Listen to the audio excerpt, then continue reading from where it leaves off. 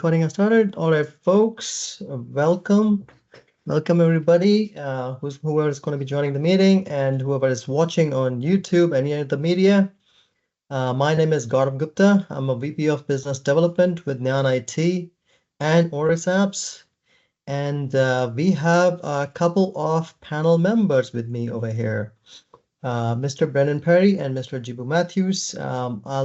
I'll pass on the floor to Mr. Brennan Perri to introduce himself. Brennan? Yep. How's it going, everybody? My name's Brandon. I'm with an independent MSP over in the Pacific Northwest called NCS. And I'm in operations. I do operation management over there. And we're a team, located in Washington State. We have a location over in Spokane and in Seattle. All right. Thank you, Brennan. Jibu, go ahead, please. I'm Jibu Mathews. I own and operate a Team Logic IT in North Brunswick, New Jersey. We are based out of New Jersey and help the local businesses around the area. Thank you, Jibu. All right. So, folks, today's webinar title is Flat Rate Pricing for MSPs and Insights from Industry Leaders.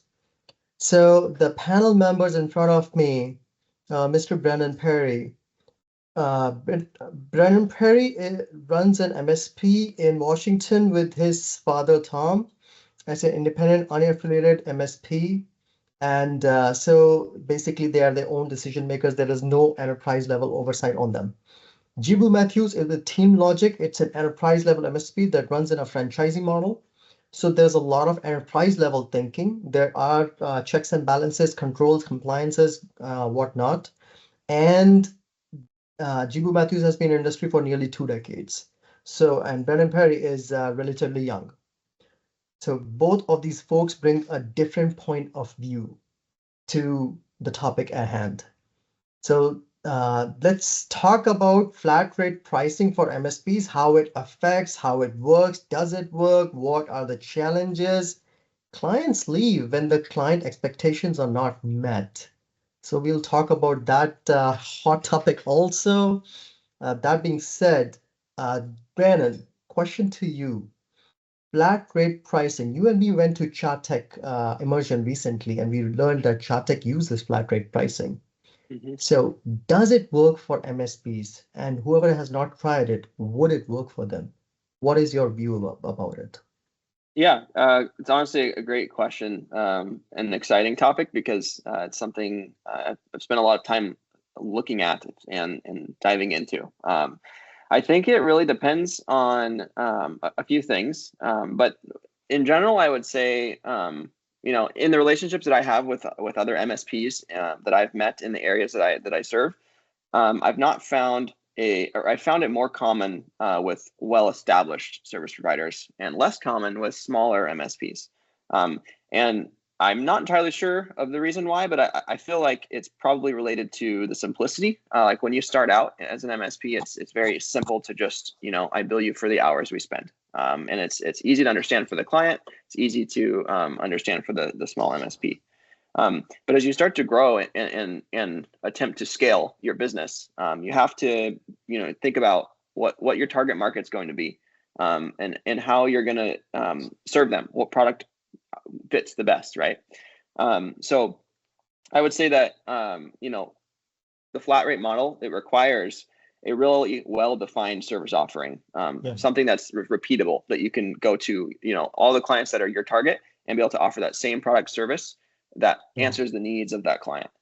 And then, of course, I think having a really nailed down sales process is important too, because you have to be able to sell the value behind a flat rate model. A flat rate model, they typically are more expensive upfront. So a client can be seeing this price and be like, whoa, sticker shock, right? That's a big deal. So being able to have a really well and refined sales process, I think is pretty critical in order to be successful with a flat rate model. So that's kind of my opinion on it right now. But there's a lot of benefits that I see for an MSP to utilize a flat rate model. And one of them, in my opinion, is having a simplified billing process. It's pretty complicated to bill IT services when you have, your clients drive the billing, I guess, if that makes sense. So if you're selling services, tools, and features based on what the client needs only, and on top of that labor, you're now having to track individually per client and make sure that you update and track all the numbers, number of hours spent, the type of hours spent, was it after hours, things like that, to make sure that they've been billed correctly. So having a flat rate model makes that process a lot easier because you've agreed on a number, and that's just the number you're going to be spending every month. And then also, I think it's a little bit easier to maintain technology under a flat rate model, because with a flat rate model, in my opinion, I think it becomes critical to have a standardized technology stack at a client, because you're kind of betting on the fact that, you know, if this technology is up to our standards, we're going to be able to maintain it for this agreed upon number. So that's a benefit. And then also for the client, it's a predictable budget for them. I think it's a big benefit for them to see that. They know what they're going to spend month over month.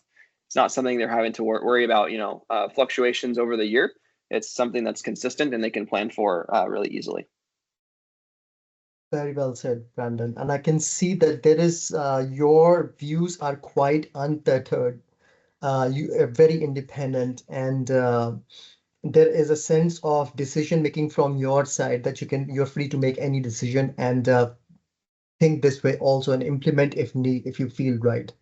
Now let me throw the same question to Jibu. Jibu, do you think flat rate pricing works for MSPs, or who has not tried it?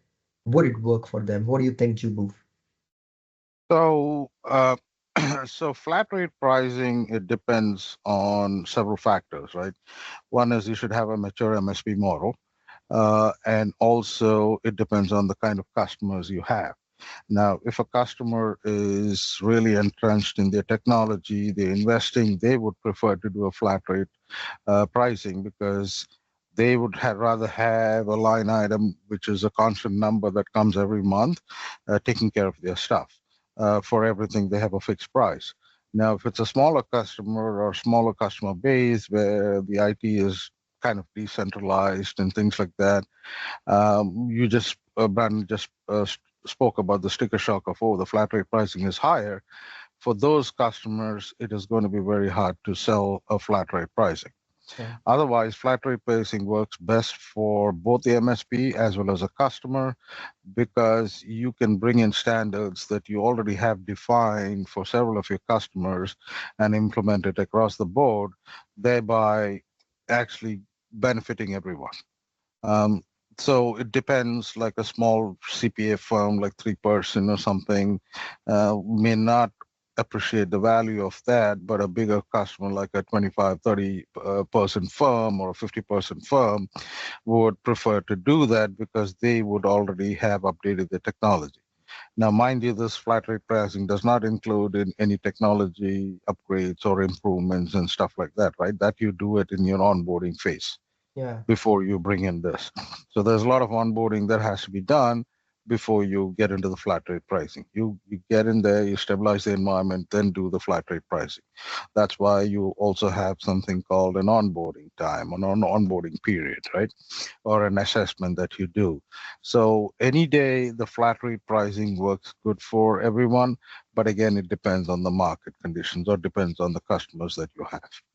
So it finally boils down to depending on the customers. Like, you know, you talked about Chartec or people like that who lease equipment. This works out really good because they have a fixed, you get new equipment every 3 years, 2 years, whatever, and the life cycle is maintained. Very well said. And I can see the enterprise level thinking already in your answer. Now let's talk about some of the key benefits and challenges of flat rate pricing. Let's start with, NOC is a different service as SOC and includes different technical tools with different range in pricing. SOCs softwares can get expensive. Now, what we saw in our immersion was that Chartec includes a lot of SOC services also within their flat rate pricing. But it is not necessary that, when you're trying to close a deal, it can become a sticker shock. So, formulating a question out of this, should flat rate pricing be done together, including both the elements, or should flat rate pricing be done separately for knock and sock? Brendan, go ahead. That's a good question. I think it's, security, security services have become more and more needed, more and more popular as an offering for MSPs, over the last few years even. But almost, I would say they're now kind of like a requirement if you want to be an MSP. You kind of have to have a solution for that. But to address your question, should flat rate pricing accommodate both of those things? I really think it is, I hate this answer sometimes, but I think it really does depend on the situation, right? So I think that in order to really make a call like that, you have to know, like I said before, your target market. So who is it you're going after? If you're focusing on high risk industries like financial services, for example, or education or things like that, those are some of the higher risk industries, and they would arguably need to have security, like a security operations center utilized to maintain their environment and to make sure that they stay secure. So I always say, like, security is kind of like it's a balance. You have to choose how much risk are you okay with versus how much money do you want to spend on it. So, like I said, so if you're in an industry that's high risk, I would say build a product that includes it. It makes a lot of sense that way if you're going to go the flat rate route, because you know that your clients need it. But if you're serving, other industries like, I don't know, HVAC or like automotive industry or things like that are relatively low risk, it may not make sense to have them spend the money on a security operations center right away. Maybe you offer it as another option, just so that they have it available to them. But you kind of take a different approach. And if you're an MSP, that's like most, you're serving both of those client bases. I think the ideal is that we all pick a target market and we go after that. But there's some drawbacks to that too, because if you're choosing one industry, you have a little bit of a higher risk, because if something happens to that industry, you're directly affected and you have no other alternative. So if you're like most MSPs doing more than one, you serve more than one type of industry, at that point you may have to have a product that's a little bit more dynamic depending on who it is you're selling to. For sure. Well said. All right. So what I see is that depending on the scale and the domain of the client, you may want to create the package in advance to present. Like, hey, you're an enterprise level client. This is the flat rate, includes everything. Don't even worry about it. This is the laundry list of things we do. It includes knock elements, sock elements. Done. In a smaller case or a domain specific client, hey, let's see what you want to do with us. Maybe you already have the knock thing going because you have engineers over there. We're just going to present sock to you. So it's a separate cost, like something like that. Jibu, same question to you. How do you see it? I mean, there's nothing different than what Brandon said. Basically, it depends on the client base. One of the things that you as an MSP, you have to define whether you want to be vertical specific or go across the board. Risks on vertical specific industries that you targets are much higher, but it depends on which vertical, right? So we tend to have a mix of all the verticals so that we support them. And then we focus on what are the important things. Now, knock and socks are now actually done by the vendor itself now. So, I try to leverage most of those things from the vendors, because you take Hunters, you take Sophos, you take Sentinel, you take anybody, they're providing those services. And who better is good at them than to have your own SOC? Right? They look at all the logs, they look at it. Now even M365 is also taking care from them. So that's going to be a much better leverage to do that. And then you have a fixed cost. So we talk about fixed cost with a flat rate versus versus variable rate, right? So that is taken care. So with these components, you can actually build up your portfolio, what you want to sell, into a better presentation and say, you know what your costs are, right? You add your margins, sell it to the customer, get the whole package out to the customer, rather than try to build the whole thing. So Yeah. the best thing I would take personally is I would leverage all these guys before I come up with my package to a particular customer. And it depends on the industry It depends on the industry. Okay. or the vertical that you're going after, right? Okay. Um, uh, right now, CISA has come up with a new one, and now we are working on CMMC, which is another new CMMC 2.0, which is another animal by itself, right? They have consolidated a lot of things. It's come into a it's progressed to a very big level, and I'm still working on it to try to figure out what exactly we need to do. And those things are specific for a particular industry. So if a company is doing contracts with defense, they have to follow certain levels. We have the CMMC level 1, 2, 3. So we're trying to work with these things. Now, each of these components needs certain products Yeah. to work. So these are going to be the variables when you actually go into a flat rate pricing, right? These are going to be variables, which industry you're going to target.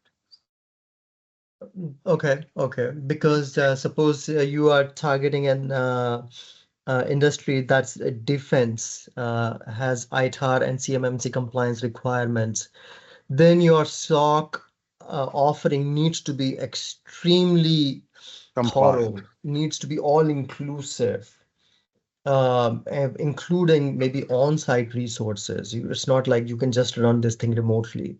No, Um, and if it is federal government stuff, it has to be within the U.S. soil. Within the everything, yeah, all operations have to be within the US soil, 100%. So your flat rate pricing, whatever you have initially come up with, may not work depending on how you run your ops, 100%. Yeah, it depends on your vendors, right? It Yeah, depends on yeah, who you come up with and put your package together, right? yeah. Okay. Hmm. Thank you, Jibu, for that too.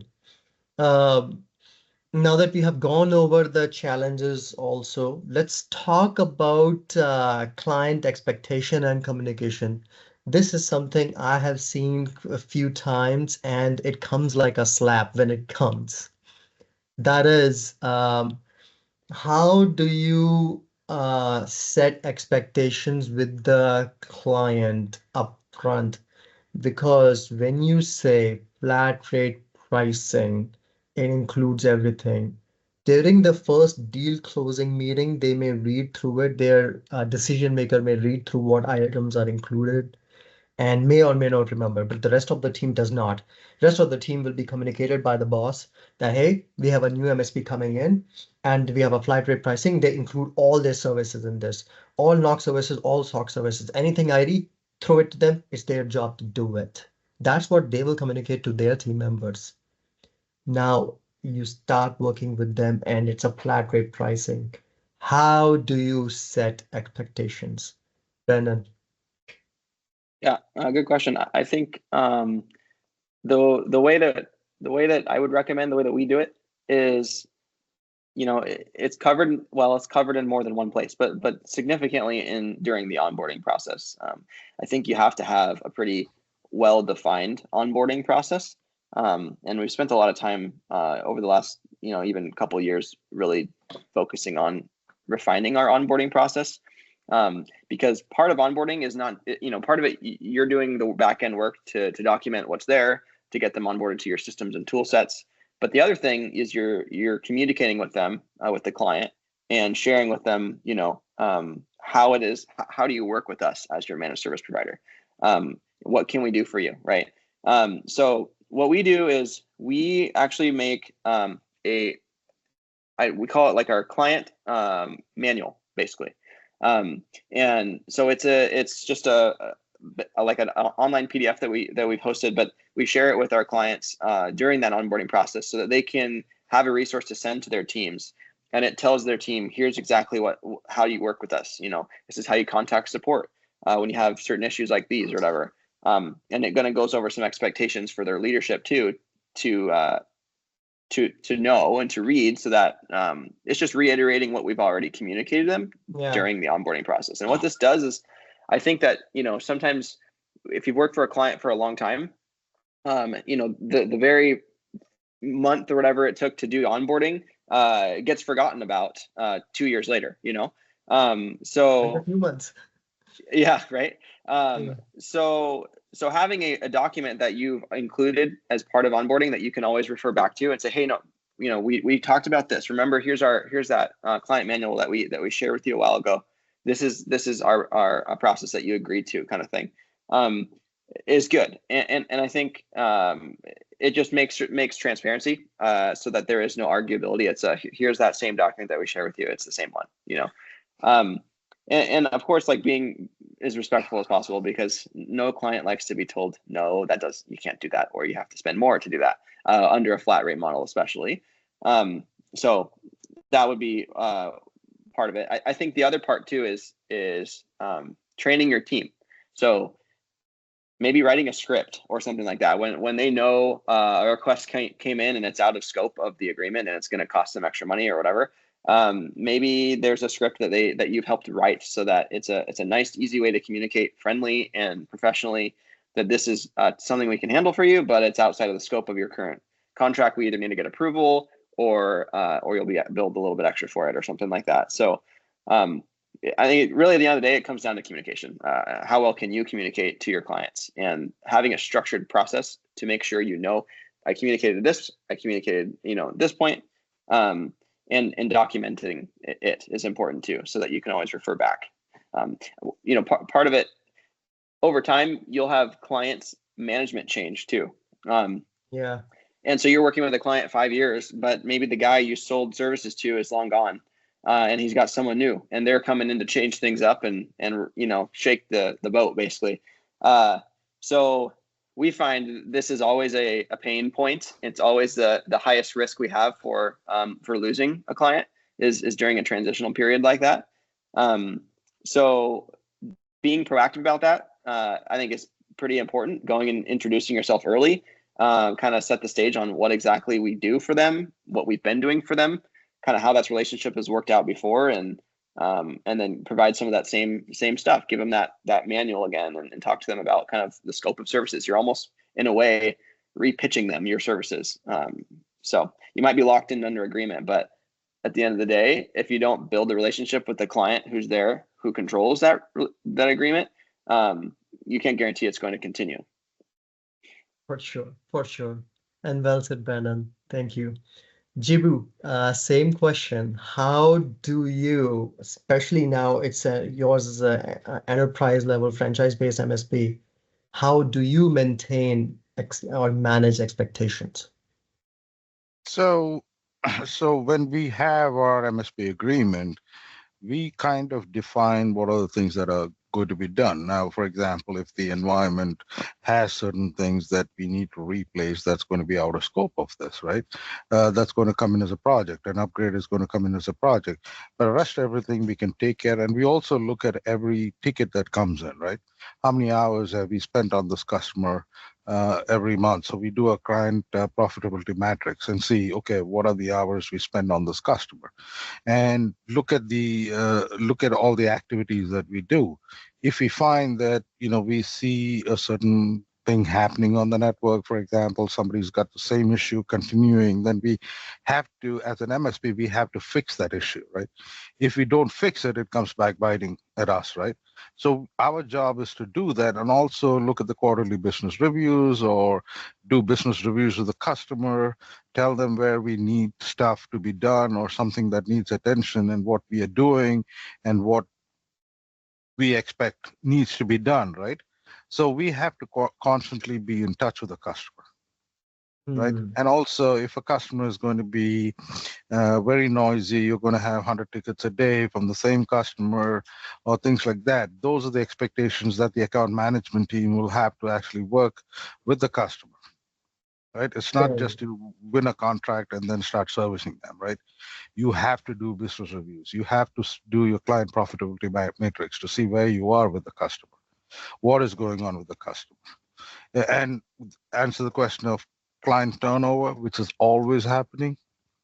We are the people who are actually doing all the background work when they have another employee coming in, but it's your job also, the account management's job also, to keep the new person involved, informed, what all needs to be done. So it's not just it's a holistic approach, right? You're dealing with their day-to-day problems on IT, right? You're not getting into the business stuff, but you're getting into the IT, right? So these are several things that you got to keep working every month and do the reviews, right? Do the Got it. reviews. Do the reviews. Do it's kind of an assessment. Do reviews. Okay, well, you go with them and say, okay, this is a plan for a year. Okay, you're not going to do all these things we recommend in the first month, right? You're going to take time. Go back and bring in projects during the quarters, every quarter or something like that. Bring those projects in, and then as you bring them up with that level, you'll find a better acceptance rate. Thank you. Got it. Thank you, Jibu. Mm. All right. And before we end the call, let me throw last question at you guys. All right. Of course, the answer has been so far, it depends for flat rate pricing. And to manage the expectation is a constant touch. That's what the highlight of the answer was, it seems to me. The direct question is, if you had to do it, would you do flat rate pricing or flat rate pricing for SNOC and SOC separately or not at all? One of these three options. Brandon, what's your answer?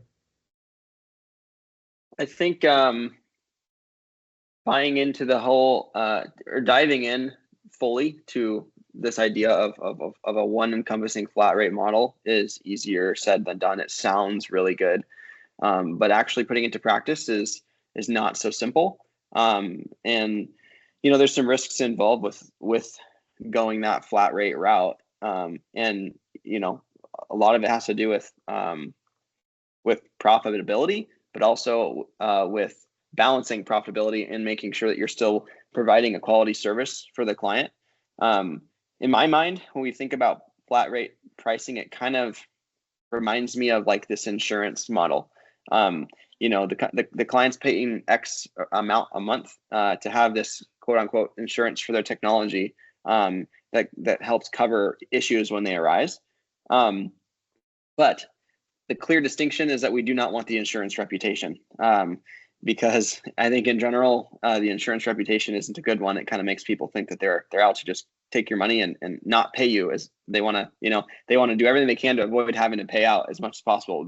That's not the type of not the type of look that we want to have as a service provider.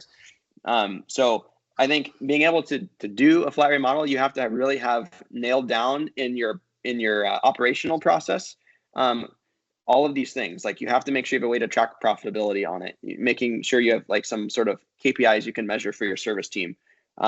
Also ways to track client, like client communication and client overall happiness, like using those, what are they called? Net promoter scores or, CSATs, things like that. But also, that part of that would be during your QBRs and things. But overall, like I said, it takes a lot of work to build up something like that. I don't think it's something that you could just switch on overnight and say, let's just start doing flat rate. Because I think it'll fail if you do it like that. You have to really build a foundation for it. On top of that, if you have a significant client base already, converting them from what they currently are into a flat rate model is challenging in itself, and for a lot of other reasons that we probably don't have time to discuss today. But yeah, I think at the end of the day, I see more of a hybrid approach to it. I really like the idea of having a flat rate for the simplicity. There's a lot of simplicity involved if you can do it right. But when you serve clients who don't fit the, the profile for a full-on flat rate model, you have to figure out if you're either going to choose. You have two options, right? You can choose to find a new client who will fit, or offer something else that still fits them and the other one. So in my opinion, I think it's important to be able to rein in the products that you offer into something more simplified. But if you're like us, for example, we serve more than just one vertical. So we can't just, offer a perfectly flat rate service to all of our clients and expect it to go over well. I think you have to have some sort of a hybrid model so that your clients, you can have this lower barrier to entry for the clients who maybe don't have the need or the interest in spending that kind of money up front. Yeah. Yeah. So you're balancing all that with how easy is it to run your business, and how easy is it for your team to be trained to run your business, right? So anyways, my answer to that question in a nutshell is I think having a bit of a hybrid approach is probably the way I would see it working better. Okay. So your answer is no. Jibu, same question.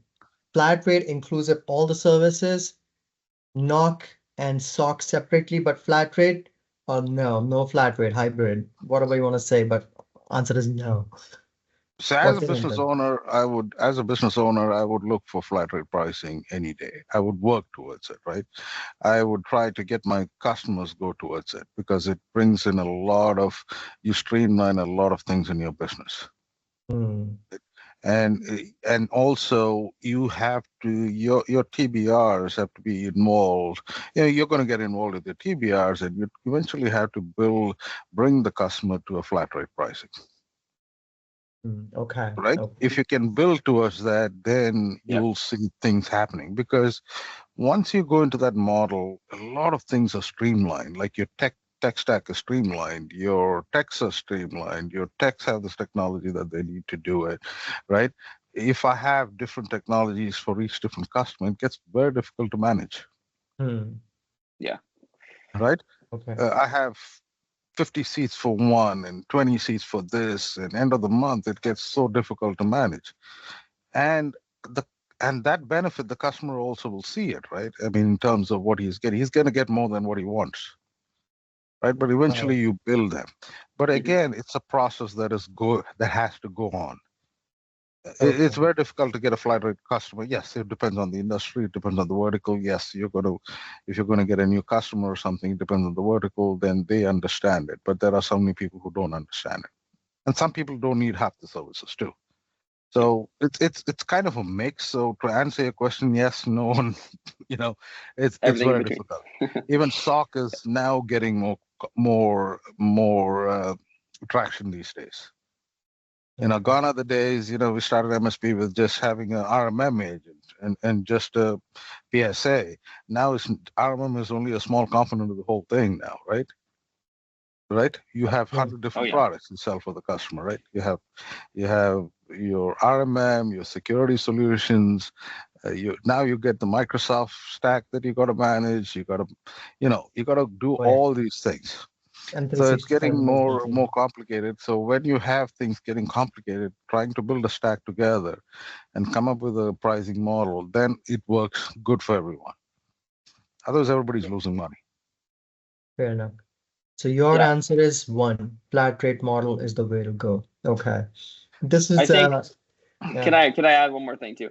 I want to clarify, because I think you mentioned my answer was no, and I that wasn't my intention. My answer is not no. I think the flat rate model, it's just like GB mentioned, from a business perspective, it makes a ton of sense, and it is like, quote unquote, the right answer if you can make that work. Implementing it is what is the challenge. So I think that when I said hybrid, I feel like that's kind of my answer right now. What would I love to be able to get to a flat rate model fully one day? I think that would be like the goal. But finding a more realistic solution in the interim, especially for other MSPs who maybe aren't doing it right now, is going that what I call hybrid. But basically, it's reining in all the products and services that you do offer into something that's more packageable, if you will, and just reducing the variables. I think that's the thing. It's like flat rate is this ultimate concept of a super simple, here's exactly what we offer, and you don't get to choose anything else. But I think the overall goal should just be, we're going from this very dynamic approach to, it's very specific to each different client.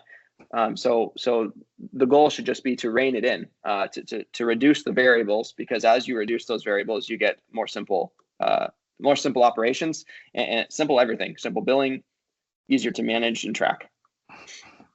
Beautifully said. All right.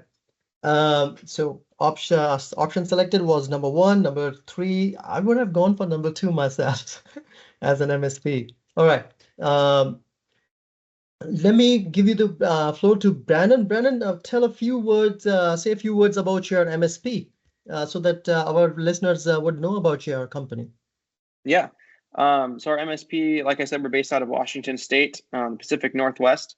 We are headquartered in the Seattle area. The business was originated in 1979, but took over new ownership in 2013. And that's kind of when it began the real managed services service offering, I think, from that point forward. But overall, we're a family-run business, and we're kind of in this place where we're strategically, like I said, building a foundation so that we can begin to expand. Our team is pretty awesome. We have people over, like I said, Seattle and in Spokane. Working, with clients on both sides of the states. We do serve some clients completely remotely in different states, but I think we've found we enjoy the PNW and are happy with where we're at here. So awesome. So folks, please visit ncsi.net and give these folks a call. Jibu, a few words about you. You are on East Coast. Yes, I'm in East Coast. I started the business in 2008. We were a franchise of over 35 those days, and now we're a franchise of about 300 across the country. And one of the things that we've been doing managed services from day one. The good thing about franchise is also that, if you have customers across the country, you can always leverage them. We all work together, and also the tech stack technicians also have a whole different